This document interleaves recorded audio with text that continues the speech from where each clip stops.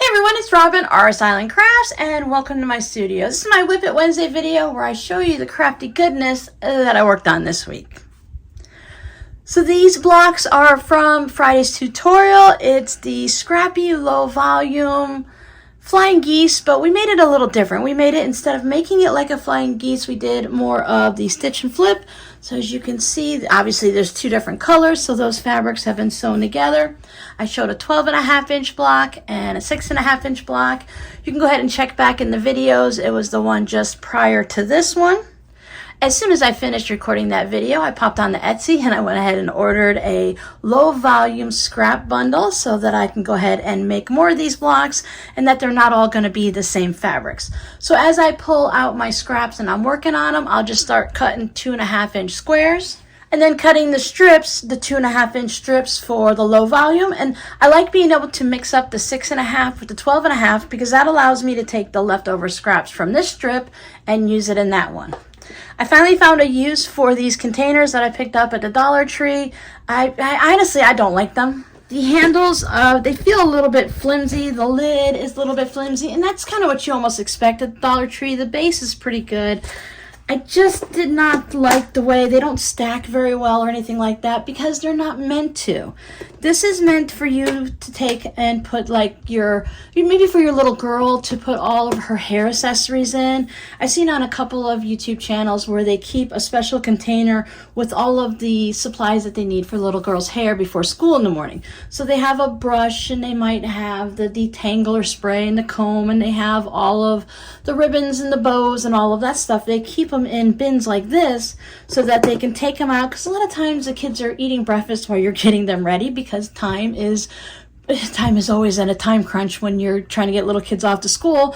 But you can have everything in one spot and it doesn't get misplaced. So when your girl says, "But Mom, I want my pink bow," and all you have is a green bow, then you don't have to go running around the house like a maniac trying to find it. They're all in there. But anyway, I've got a couple of these, so I'm going to put the blocks in one, and I'm going to cut and put the strips in another, and I should be able to put the squares in there also. But I have what do I have? I have 3 of these available, so I could put blocks in one, strips in another, and squares in the last one, and that way I can have everything ready. And I could do it as a leader ender if I chose to.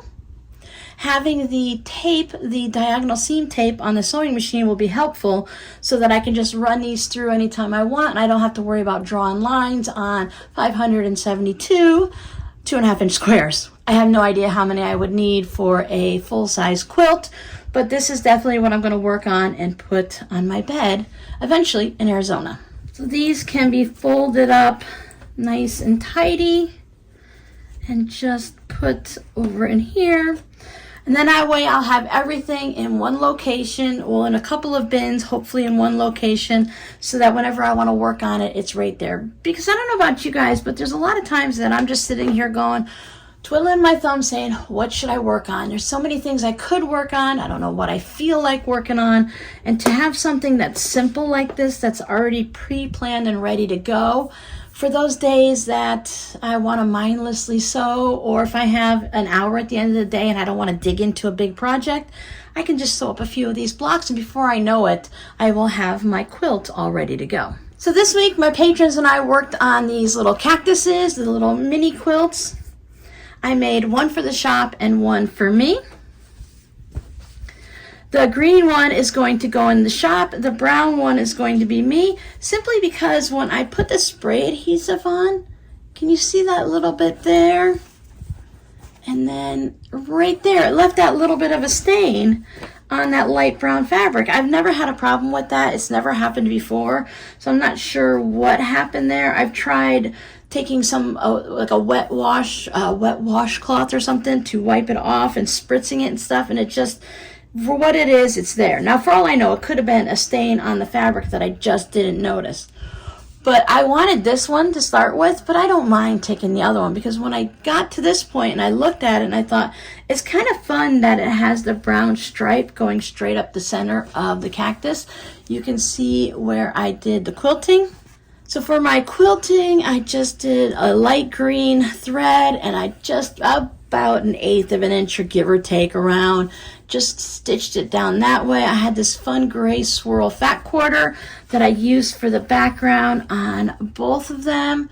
You can see the scrappy binding, single fold binding like I like to use. So there's a lot of fun fabrics in here, and it's just great to have a little bit of a memory.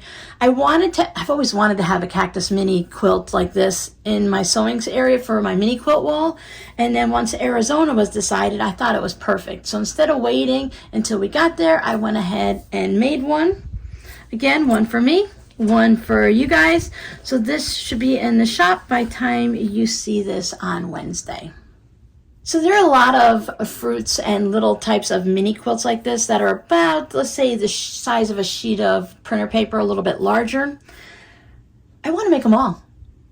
I've seen apples, lots of pineapples, and pears. Oh my! So I thought I would just go ahead and make them. And what I like about them is, one, that they're just these little mini quilts, but they're one color. So I can do like a rainbow of colors all over my mini quilt wall. So I have my green one. I have my yellowish pineapple, yellow, gold, however the colors go, but a yellow pineapple. So next up is going to be a pear and an apple. So I'm really looking forward to taking a variety of my little scraps and adding it to a little mini quilt. So these are a great way to use up some small bits of scraps and just give yourself something colorful on the wall. So that was how I spent the main part of my week, the time when I actually finished projects. Otherwise, I started prepping for my zipper pouches. And I like to do a lot of them at the same time. I used one of each fabric that I recently purchased from Hobby Lobby. So what I do is I set myself up for an afternoon or a day of sewing. Today I have 27 zipper pouches. I have 14 of one and 13 of the other. So I have the coin and then the zipper pouches. So I go through and I cut the fabric. Then I go through and I cut the fusible fleece, adhere the fusible fleece, cut the lining fabrics. And then I go ahead and choose my zippers and I get the first piece all ready to go. So I have my front piece with my zipper and my lining. So when I get ready to sit down, I can just sit down at the sewing machine, flip it this way, and sew all of these, and basically chain piece my zipper pouches. So there are all of my larger ones. And I even started putting the tags in the same container here because I tend to forget to put the tags on my zipper pouches. When I order zippers from Etsy, I order them from Zip It. I believe I have that down in the description box because people ask me where I like to get my zippers. So I have that down there, but I order them from Zip It and I think, oh, well, I just bought 50 zippers. I'm in great shape. Or I just bought 100 zippers. I'm good. But then I go and I sew 25, 30, 40 zipper pouches in a month. And I'm like, oh, I'm all out of zippers. I need to place another order. So I think I'm going to have to get on a regular schedule of, it would be nice, I don't want to have an auto shipment set up, but it would be nice to maybe put something in my calendar to say, here you go, you need to order zippers. I'm looking forward to a new studio or even a closet space because I'd like to store my zippers a little differently than I have them right now. So currently I have one of my favorite bins. This is a Sterilite container, and I like that they have these locking lids. It's a nice size. They stack really well. But I have my zippers in here. Some of them are in a gallon-size Ziploc bag. These are my smaller ones that I use for the coin pouches. And then I have the larger ones. This is actually what's left. One of you guys were so generous and sent me your extra zippers that you no longer use. And if you're still watching, the person that sent these to me, I've used all of the zippers up except for this bit and a couple of extra long zippers that I store in another container like this. So thank you guys so much when you send things like this. I do use them.